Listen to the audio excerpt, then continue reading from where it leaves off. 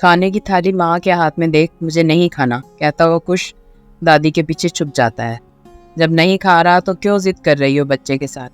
कुश की दादी उसकी माँ को कहती है, आप चुप रहिए, आपने तो और इसे बिगाड़ रखा है। माँ गुस्से में बोलते हुए मेज पर थाली रख कर चली जाती है। माँ के जाने के बाद दादी कुश को कहती है, कहानी सुनोगे। कुश उछल कर दादी के सामने आ बैठता है। हाँ हाँ, दादी कहानी शुरू करती है और एक एक निवाला उसके मुंह में डालती है। कहानी ख़त्म होने से पहले ही उसका खाना ख़त्म हो जाता है। दादी कहानी भी रोक देती है। फिर क्या हुआ, बोलो ना दादी, कुश ने कहा। आगे का तो मैं भूल गई, जब याद आएगा तो सुनाऊंगी। दादी इसी चालाकी के साथ उसे खाना खिलाती थी।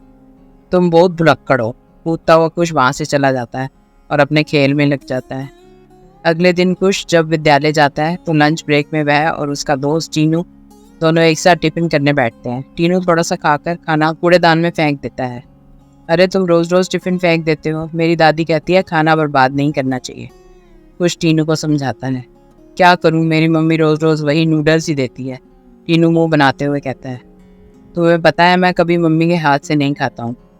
भला ऐसा क्यों, टीनू आश्चर्य से पूछता है। जब दादी खिलाती है तो बहुत अच्छी अच्छी कहानियाँ भी सुनाती हैं। अच्छा, तुम्हारी दादी तुम्हारे साथ रहती हैं, चकित होकर टीनू बोला। हाँ, क्यों तुम्हारी दादी कहाँ रहती है, कुश ने पूछा। मेरी दादी बूढ़ी है, वो अपना काम खुद नहीं कर पाती। मम्मी कहती है दादी रहती है तो काम बढ़ जाता है, वो ऑफिस भी टाइम से नहीं पहुंच पाती है। टीनू ने थोड़े शुरुआत से मन से कहा। तो अभी कहाँ है तुम्हारी दादी, कुश ने पूछा। पता नहीं, मैं जब भी मम्मी से पूछता हूँ तो वो मुझे डांट देती है और कहती है अपना काम करो। पर मैंने मम्मी पापा को बात करते सुना था कि वो गांव में है, टीनू ने कहा। अच्छा, तो उनका काम कौन करता है, कुश ने पूछा। पता नहीं मुझे, पर मैं जब बड़ा हो जाऊंगा तो दादी को अपने साथ रखूंगा, उनके सारे काम मैं कर दूंगा। अभी तो मैं छोटा हूँ ना। टीनू के इस बात से उस गंभीर माहौल को तोड़ा और दोनों के चेहरे पे एक चमक आई। हाँ, ये ठीक रहेगा, चहकते हुए कुश ने कहा। स्कूल की घंटी बजती है और दोनों अपनी क्लास की तरफ भागते हैं। उस दिन विद्यालय से घर आने के बाद कुछ शांत था।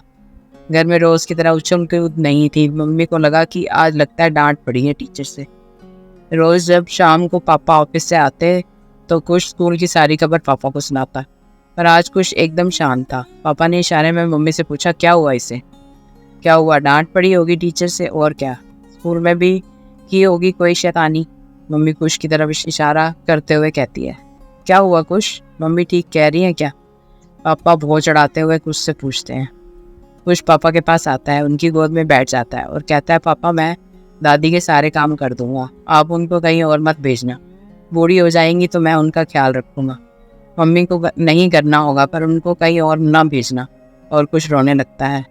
पापा को लगता है कि मम्मी ने आज दादी को कुछ कहा है जिसका असर बच्चे पर पड़ा है। गुस्से से मम्मी की तरफ देखते हैं। फिर वह दादी से पूछते हैं कि क्या हुआ है आज। मम्मी और दादी दोनों चकित हो नाम ऐसे रिलाते हुए पापा की तरफ देखती हैं। पापा, टीनू की दादी बूढ़ी हो गई है, वह अपना काम नहीं कर पाती, इसलिए उसके मम्मी पापा ने उन्हें कहीं भेज दिया है। आप दादी को कहीं मत भेजना। पापा को सारा माजरा समझ में आ जाता है और वह कहते हैं, जैसे तुम मेरे बेटे हो वैसे ही मैं दादी का बेटा हूँ। तुम मेरे बिना नहीं रह सकते तो मैं दादी के बिना कैसे रह सकता हूँ। इसलिए दादी यहीं और हमेशा हमारे साथ रहेंगी, कहीं नहीं जाएंगी। टीनू के मम्मी पापा ऑफिस जाते हैं। दादी अकेली घर में रहती थी, उनका ख्याल कौन रखता है, इसलिए उन्हें टीनू के चाचा के पास रखा है जो उनका ख्याल रखते हैं। यह सुन कुश कहता है, सच्ची, तो कल मैं टीनू को बताऊंगा उसकी दादी कहाँ है। और फिर कुश की सारे दिन की खबर शुरू हो जाती।